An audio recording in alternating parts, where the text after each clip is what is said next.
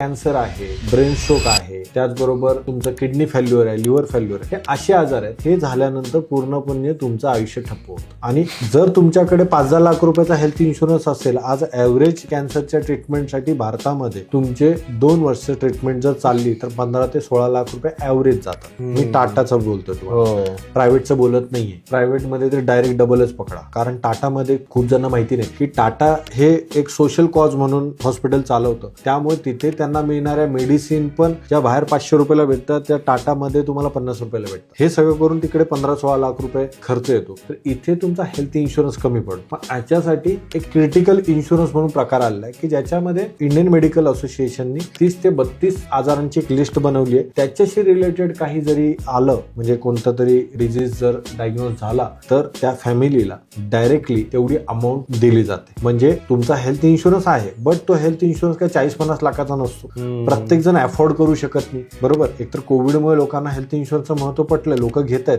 पण प्रत्येक वर्षी 20-25 हजार रुपये भरणं पण आज फॅमिलीसाठी चॅलेंज आहे. पण त्याच्यासाठी जर तुम्हाला मोठा नाही पण क्रिटिकल इन्शुरन्स तुम्ही 50 लाख रुपयाचा एक 5,000 रुपये प्रत्येकी, म्हणजे जर 3 जणांची किंवा 4 जणांची फॅमिली असेल तर 15 ते 20 हजार रुपये जातात. तर ज्यांना अफोर्ड करू शकतात त्यांनी जो जमेल तो 10 लाखापासून हे चालू होतात. 10 लाख, 15 लाख, 20 लाख, 25 लाख, करोड रुपयेपर्यंत चालू होतात. तर हे क्रिटिकल इन्शुरन्स पण घेणं गरजेचं आहे. आणि ज्यांच्या फॅमिलीमध्ये कॅन्सर वगैरेची हिस्ट्री असेल, ब्रेन स्ट्रोकची हिस्ट्री असेल, किडनी लिव्हर फेल्युअर, ह्यांनी तर हे इन्शुरन्स घ्यावेच, हे माझं मत आहे.